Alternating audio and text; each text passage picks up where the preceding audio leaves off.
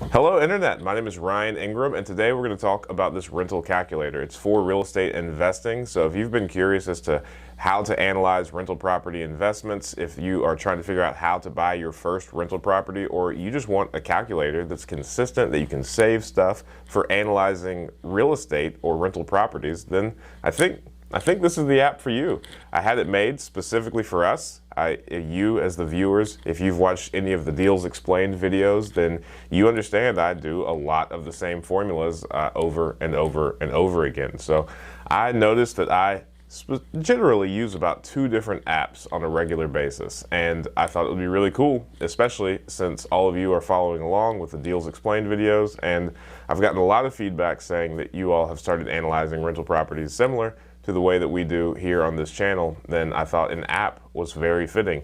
And I'm really proud about this app, the way it turned out. And I think one of my favorite parts about it, not only is it it has combined the features that I appreciate most about the 2 separate apps that I used to analyze properties, but also it stores none of your information. You're not going to have to sign up for anything. You are never going to have to tell me anything about you. This is a free app specifically to help you analyze your rental properties. If it's your first property, if it's your 100th property, I'm positive that this app is going to have some value for you, because the apps that I've used in the past, not the ones that generate the massive pretty reports that seem to be specifically to give to banks maybe, but a bank will never ask you for these things. This is just a very simple calculator. You're able to save your calculations. You're able to do an amortization schedule. You know what? I'm not going to spoil all the things that this app can do, which I may just have. So if you find any value in this video, thank you. It is for you. And again, my whole mission for this channel is to give out as much free content as I possibly can to help you become a better real estate investor, because real estate investing is one of the oldest industries out there, and it is not something that you should have to pay for. I have been fortunate enough to have a lot of mentors just pour their time, energy, and effort into me, and they never asked me to pay them anything. And I feel that that same information should be relayed to as many people as possible for free, because real estate is a very old game. My brother and I, we often talk because we have a duplex that was built in the 1800s as a duplex. So it has been a cash flowing investment property since, for over 100 years now. How many industries, how many small businesses have been around for that long? Not many. All right, tangent over. Sorry for going on that diatribe, but all I want to drive home truly is do not buy real estate investing courses. It's not worth your money, and you could find all of the information that you need through books likely that are public domain now, books that have been the real cornerstones of the real estate investing industry probably this entire time. I've got a link in the description to a massive list of books that I read that led me to really where I am today. In addition to just finding local mentors, finding people that are in the real estate market that you are in, finding people that want to see you succeed and truly want to help you. I think that's probably going to be one of the foundations that is super important to your real estate investing success. All right, enough talking from me. I'm really excited about this. Let's just start looking at the Ingram Rental Calculator. So I'm going to start recording my screen and open up this app. All right, now let's just go ahead and open up the app. So I'm going to start recording my screen, and I'm going to open up the Ingram Rental Calculator. So this is it. And when you first open it, it's going to automatically open to the rental calculator. So when it's the first time that you've used it, you're going to go ahead and it's got an option for you to add a new property name, and then this goes over all the details. This is the long form analysis that you put in all the income and expenses. However, like I mentioned earlier, the 2 apps that I generally always use are the rental calculator, the long form one, and then also the loan calculator. So this next tab is just for the loan calculator. That just calculates the principal and interest on any given loan, given the principal balance, the amortization period, and also the interest rate. And then the next one is the About Ryan Ingram. It's, hey, Ingram Rental Calculator. So it's just a little bit about me. At the bottom, you've got the option to send me an email. You can, just click right there to get to the YouTube channel. And then also, check that out, you can switch to dark theme. Pretty nifty. And I think also if your phone is already in the dark mode, then it will just open up in dark mode. So that's pretty cool. And then at the bottom, you'll see books to level up. I'm just running, these are not ads, this is not ad space, this is just things that I want you to know that I am doing. So the Seek Wisdom Mastermind, you can click there, and I would highly recommend that you just watch the video so you know exactly what it's about, because it is a paid platform. And then also the prop stream. It is an affiliate link, it's fantastic software, and they really help me out, and I find a lot of deals and save an extraordinary amount of time by utilizing PropStream. So I'm a huge fan. The books to level up, that's all of the books that I have read pretty much as soon as I made the decision that I wanted to change my family's financial future. I went ahead and kept an Excel spreadsheet from the beginning, and I do my best to keep that updated. So let's go to the rental calculator. So on the first one, property name, you're going to want to put in whatever is memorable to you. Generally, I would just use the property address, but for this one, we're going to go ahead and we're going to put first rental property analysis. I can spell. And then after that, you're going to go the purchase price for this one. I'm truly just going to use my first rental property. So I'm going to go ahead and put $35,000. We bought a duplex back in August of 2017 for $35,000. The cost to make it rent ready, there isn't any. So we put 0 there. It was a different time back then. Prices have gone up significantly. So for all of you that are watching this that aren't familiar with me, our properties are in Ohio, in the Midwest, where these deals used to be, and probably still are, pretty abundant. The prices have just gone up a little bit. Now, if you're familiar with this deal, I know I did a video on it. We used cash. We have since refinanced, but for the sake of this, I'm just going to use generic terms. So the down payment, let's just go ahead and say we put 25% down. The closing costs, now since this is a lower valued property at $35,000, closing costs generally are comprised of fixed amounts. So an appraisal, for instance, is $450. Whether it's a $20,000 house or $200,000 house, that is likely the amount that you're going to pay for an appraisal. So let's just go ahead and use 4%. That'll put us at $1,050. That's very realistic. Years to pay off. This is where you put in the loan terms. So if it's amortized over 30 years, then that's what you would put. And right now, I think just because the interest rates are so low, I think all the first-time real estate buyers should use Fannie Freddie loans for their first 10 rental properties, or 8. Leave some wiggle room for you to get a secondary home or vacation home, whatever you want to do. But that's what I would recommend.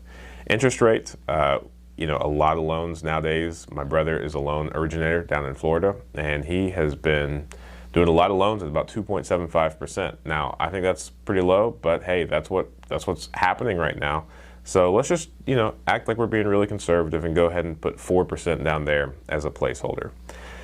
And here is the monthly income. So anything that you make from the property, you can go ahead and put here. So your rent on this property, I was making $1,000 per month. Now this was $450 for the downstairs unit, $500 for the upstairs unit, and then the garage was being rented out for $50 per month. So there's that. For utilities, if there's like a coin-operated laundry on site, if there is anything else that you charge for, if you keep the utilities in your name and charge the tenants or the residents a monthly amount for that, go ahead and put that there, just to offset the expenses later on. I don't do any of that.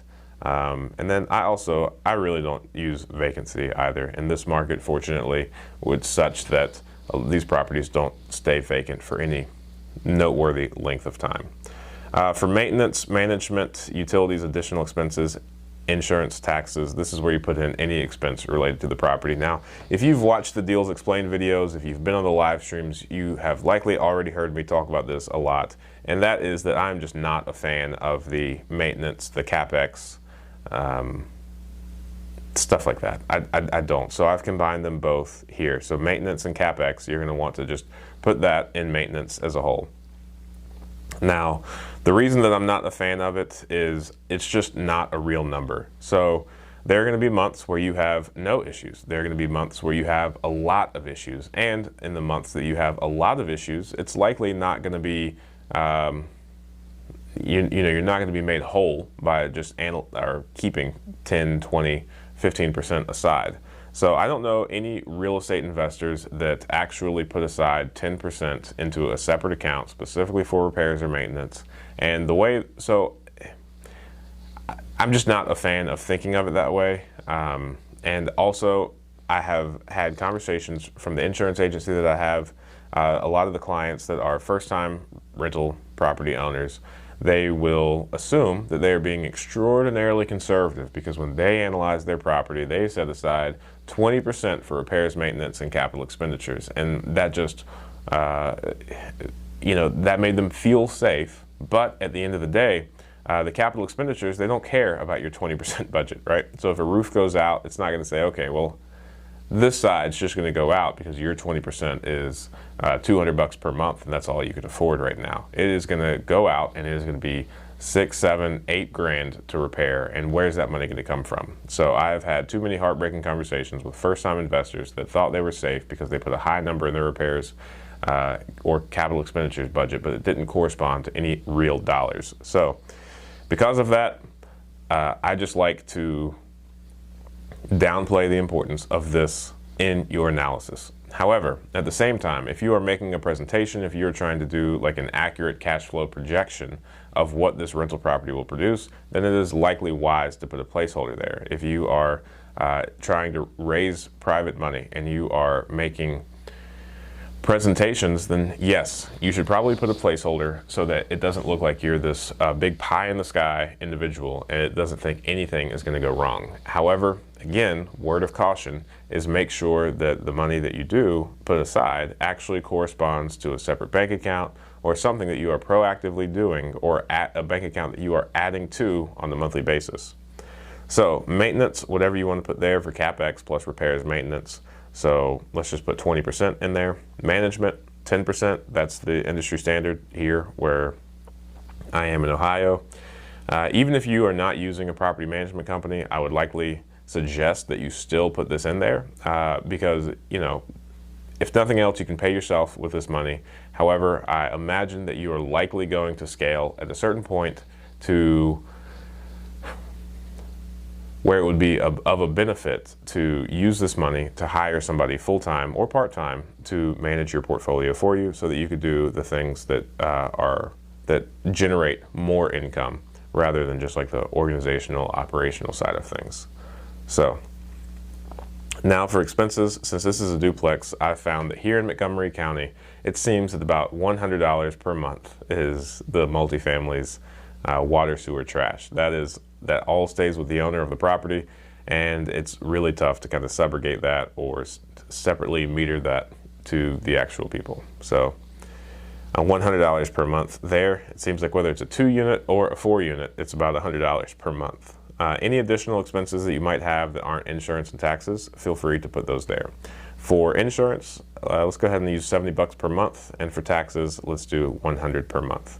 Now, once you input all of this wonderful information, you could hit this big, beautiful blue button that says Calculate.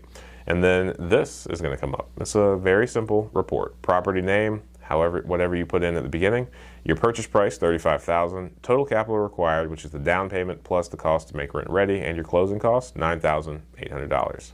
The net operating income, now this is all of the income that's remaining after the expenses, which is not the debt service.